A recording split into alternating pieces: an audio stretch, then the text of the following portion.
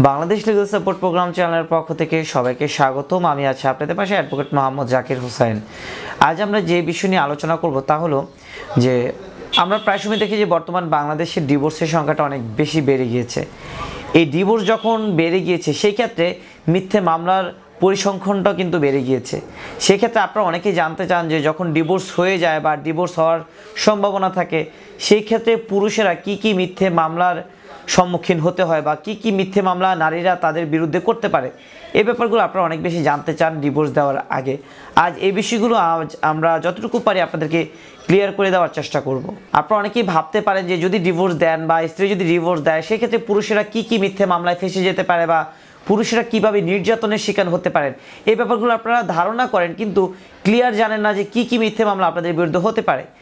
এই ক্ষেত্রে আপনারা একটা কথা মাথায় রাখবেন যে যখন কোনো স্ত্রী আপনাদেরকে কোনো পুরুষের বিরুদ্ধে মামলা দিতে চায় সেক্ষেত্রে আপনি অপরাধ করুন আর অথবা অপরাধ না করুন, সেক্ষেত্রে কিন্তু তারা মিথ্যে যৌতুক মামলা দিতে পারে। আর মিথ্যে যৌতুক মামলা যদি দিতে পারে সেক্ষেত্রে অবশ্যই আপনাদের কিন্তু আপস সূত্রে জামিন নিতে হবে এবং কি মামলাটা কন্টিনিউয়াস করতে হবে। সেকেন্ডলি আপনারা ভাবতে পারেন যে যৌতুক মামলা ছাড়া অন্য কোনো মামলা করতে পারে কিনা। এই ক্ষেত্রে আপনাদেরকে বলতে চাই যে যৌতুক মামলার পরেও কিন্তু নারী নির্যাতন মিথ্যে মামলা করতে পারে পুরুষের বিরুদ্ধে।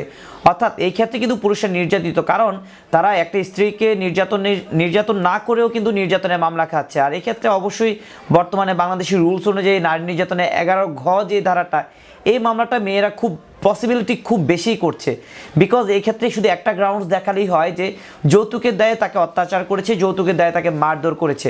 অর্থাৎ আপনি যখন আপনার স্ত্রীকে ডিভোর্স দিতে চাইবেন অথবা আপনার স্ত্রী যখন আপনাকে ডিভোর্স দিতে চাইবে, প্রবাবলি আপনারা ধারণা করে নিতে পারেন যদি আপনার স্ত্রী যদি মামলা দিতে চায় সেক্ষেত্রে অবশ্যই মিথ্যে যৌতুক মামলা এবং মিথ্যে নারী নির্যাতনের মামলা দিতে পারে।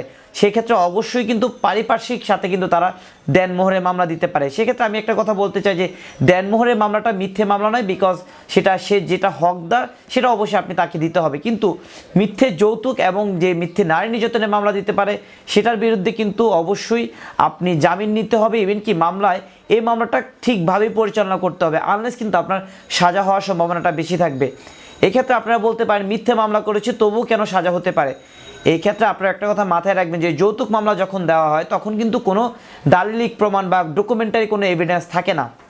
এই ক্ষেত্রে এভিডেন্স থাকে আপনার পারিপার্শ্বিক অবস্থা, ইভেন কি মানুষ যে সাক্ষীগুলো থাকে সেই সাক্ষীগুলো, অর্থাৎ সেই সাক্ষী যারার মাধ্যমে যদি আপনি প্রুফ করতে পারেন যে আপনি অপরাধ করেননি তবে খালাস পাবেন। আর সাক্ষী প্রমাণ দ্বারা যদি আপনি প্রমাণ না করতে পারেন সেই ক্ষেত্রে কিন্তু মামলায় সাজা হয়ে যাবে। সো মিথ্যে মামলা দিয়েছে না সত্য মামলা দিয়েছে এটা কিন্তু কোর্টের মাধ্যমে প্রমাণ হবে।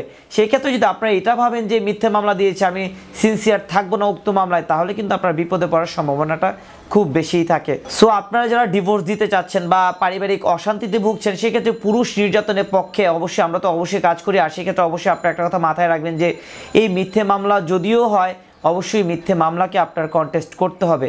বিকজ মিথ্যে মামলা করেছে না সত্য মামলা করেছে এটা ডিসাইড করবে কোর্ট, ইভেন কি রায়ের মাধ্যমে ডিসাইড হবে।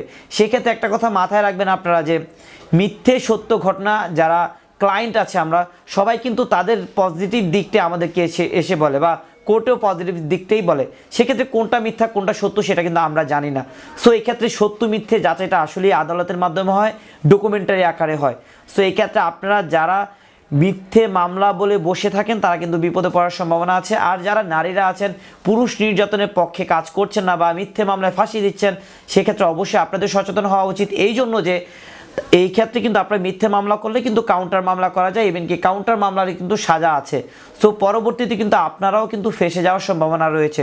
সো এখন থেকে আমাদের সমাজটাকে বাঁচানোর জন্য, যুবক সমাজটাকে বাঁচানোর জন্য, পুরুষ নির্যাতন রোধ করার জন্য অবশ্যই মিথ্যে মামলাকে না করি আর সত্য মামলাকে অবশ্যই হাঁ করি। আপনাদের আরেকটা প্রশ্ন মনের ভিতরে থাকতে পারে যে যারা পুরুষ আছেন তারা আমাদেরকে বলেন যে এমন কোনো পদক্ষেপ নেওয়া যায় কিনা ডিভোর্সের আগে যে আপনার স্ত্রী আপনার বিরুদ্ধে মামলা দিতে পারবে না বা এমন কোনো ডকুমেন্টস কালেক্ট করা যায় কিনা যে আপনার বিরুদ্ধে মামলা দিতে পারবে না। সেক্ষেত্রে অবশ্যই বলতে পারি যে আপনি যাই করেন না কেন আপনার স্ত্রী কিন্তু মামলা দেওয়ার অধিকার আছে। বিকজ আপনি যেটাই করেন না কেন এভিডেন্স আকারে লিখে রাখেন বা জিডি করেন, লিগেল নোটিশ পাঠান, যাই করেন না কেন আপনার স্ত্রী আপনার বিরুদ্ধে মামলা দিতে পারবে। কারণ মামলা দেওয়াটা প্রত্যেকটা নাগরিকের অ্যাজ অফ রাইট, সে মামলা দিতে পারবে যদি কোনো অপরাধের বা সে কোনো ভিক্টিমাইজ হয়। সেক্ষেত্রে আসলে তেমন কিছুই করার নেই, আপনি মামলা যদি দেওয়ার মতো অবস্থা থাকে সেক্ষেত্রে অবশ্যই আপনি মামলা দিতে পারবেন।